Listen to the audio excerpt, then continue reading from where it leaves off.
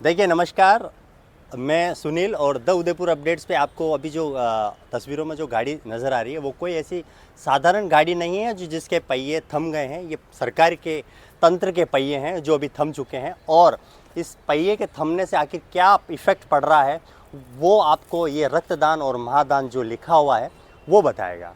इस पहिए करीबन जैसे मोटे मोटे आंकड़ों पर हमारे साथ में रक्त युवा वाहिनी के कुछ सदस्य हैं और वो लगातार इस चीज़ों से जुड़े हुए हैं, तो वो बताते हैं कि करीबन 3 साल से ज़्यादा, कितने साल हो गए इसको? लगभग 3.5 वर्ष हो गए। बिल्कुल जैसा कि आपने इस बस की हालत देखी होगी, इसमें जितना धूल जमा हुआ है, तो मैं ये कह सकता हूँ कि जितना इस बस का वजन होगा उतना ही वजन का इस पे धूल जम चुका है। और ये धूल मैं ये कहना चाहूँगा इस बस पे नहीं जमा है, वो ये जो प्रशासनिक भवन के आप सामने खड़े हैं, इसके अंदर जो अधिकारी बैठे हुए हैं उनके ऊपर ये धूल जम चुका है। पिछले लगभग 3.5 वर्ष से ये बस यहाँ पर खड़ी हुई है और इस बस के यहाँ खड़ी होने के कारण कई संगठन जो छोटे कैंप यहाँ के ब्लड बैंक को देते हैं, वो ब्लड बैंक को रक्तदान शिविर दे नहीं पा रहे हैं, क्योंकि उनकी इतनी डिमांड नहीं होती है कि वो कुछ बड़ा सेटअप लगाए और बड़ा सेटअप लगा के वो बड़े कैंप करे। वो इतना करना ही नहीं चाहते, वो 30 यूनिट 40 यूनिट 50 यूनिट का कैंप करना चाहते हैं। तो वो कैंप इस बस के बंद होने के कारण ब्लड बैंक को नहीं मिल पा रहे। और स्वयं यहाँ के ब्लड बैंक के जो अधिकारी हैं वो भी ये स्वीकार करते हैं कि इस बस के बंद होने के कारण सालाना मतलब बहुत बड़ा आंकड़ा है, कोई छोटा आंकड़ा नहीं है, सालाना 5000 से 6000 यूनिट तक का ब्लड का कलेक्शन कम हो रहा है, जो महाराणा भूपाल हॉस्पिटल के ब्लड बैंक के अंदर बहुत बड़ा आंकड़ा रखता है।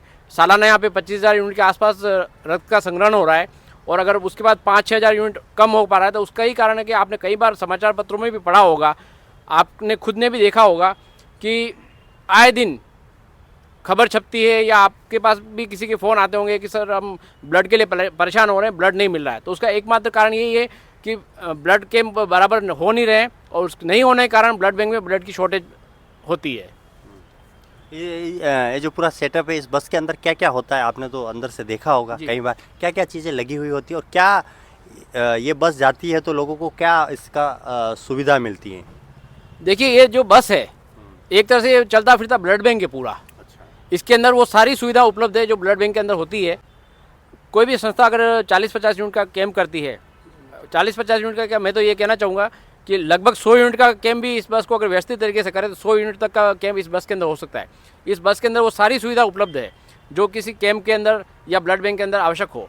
इसके अंदर ब्लड डोनेशन करने के लिए चेयर्स लगी हुई है। चेयर्स भी वो इतनी अच्छी क्वालिटी की है और इतनी अच्छी है, आरामदायक है कि उस पर लेट के आराम से कोई भी ब्लड डोनेशन कर सकता है। इसके अलावा इसमें डॉक्टर्स की बैठने की व्यवस्था है। इसके अंदर जो ब्लड स्टोरेज करने की जो व्यवस्था है वो भी सारी इसमें व्यवस्था है। अगर ये बस कहीं दूर कोई कैंप है तो वहाँ अगर ये ब्लड लेने जाती है कैंप के अंदर तो वो आराम से उस ब्लड को इसके अंदर जो मशीनरी लगी है उसमें स्टोर कर सकते हैं और स्टोर करके वो आराम से यहाँ पे ब्लड बैंक में ला सकते हैं। लेकिन ये बस बंद होने के कारण खुद ब्लड बैंक की टीम को बाहर से टूरिस्ट की जो बसें होती है, छोटी छोटी जो मिनी बस जो कहते हैं, वो मंगा के उसके माध्यम से वो कैंप के अंदर जाना पड़ता है और वहाँ से वो ब्लड लेके आते हैं। वही पुराने तरीके से कि कोई साथ में बॉक्स लेके जाते हैं और बॉक्स के अंदर ब्लड लेके आते हैं। तो अगर वो समय पर अगर यहाँ ब्लड नहीं पहुँचे तो उसके ख़राब होने का डर भी रहता है। एक तरफ तो संस्था इतनी मेहनत करके ब्लड कैंप लगवाती है और इन ब्लड बैंक को ब्लड देती है और दूसरी तरफ ये डर रहता है कि यार समय पर अगर वो ब्लड बैंक में नहीं पहुँचा तो वो पहुँचने से पहले ख़राब हो जाएगा। तो वो इस कारण ये ब्लड बैंक की जो बस है वास्तव में बहुत ही महत्वपूर्ण बस है। लेकिन न जाने क्यों प्रशासन, हॉस्पिटल प्रशासन भी और उदयपुर का जिला प्रशासन भी इस बस को शुरू करवाने में पता नहीं क्यों देरी कर रहा है या वो करना ही नहीं चाहते, ये वो लोग ही जाने। आपने किसी जनप्रतिनिधियों के सामने ये बात रखी, उनको बताया कि इस समस्या का समाधान होना चाहिए, अभी तक आपके क्या प्रयास रहे? देखिए, प्रयास में ऐसा है कि हम कई बार तो ब्लड बैंक में इस बस को चालू कराने के लिए मिल चुके हैं। ब्लड बैंक की तरफ से भी कई बार लेटर उच्च अधिकारी को लिख चुके हैं वो लोग। उसके बाद हमने यहाँ पे विपिन माथुर सर से 2-3 बार वर्बली बात भी की, उनको लिखित में ज्ञापन भी दिया और जब भी उनसे बात हुई उन्होंने आश्वासन दिलाया कि 15 दिन के अंदर ये बस चल जाएगी। लेकिन 15 दिन उनके कभी पूरे होते नहीं है। पिछले लगभग 3.5 साल से बस यहाँ की यहाँ खड़ी हुई है। उसके अलावा हमने शहर विधायक जी से भी इसके लिए निवेदन किया, उन्होंने भी यहाँ माथुर साहब से बात की तो माथुर साहब ने उनको भी घुमा दिया कि 15 दिन में बस चला दूंगा। उस बात को भी आज जब शहर विधायक जी से हमने बात की थी, उस बात को भी आज 1 वर्ष से भी ऊपर हो गया है। आगे क्या रणनीति रहेगी, आप किस तरह से इस जिस तरह से ये ख़राब बस है, इसके पहिए थम चुके हैं, उस तरह से ही जो पूरा सिस्टम है, उस सिस्टम का एक पहिया थम चुका है। उस सिस्टम का पहिए को वापस पुनः चलाने के लिए आप किस आगे क्या प्रयास करेंगे?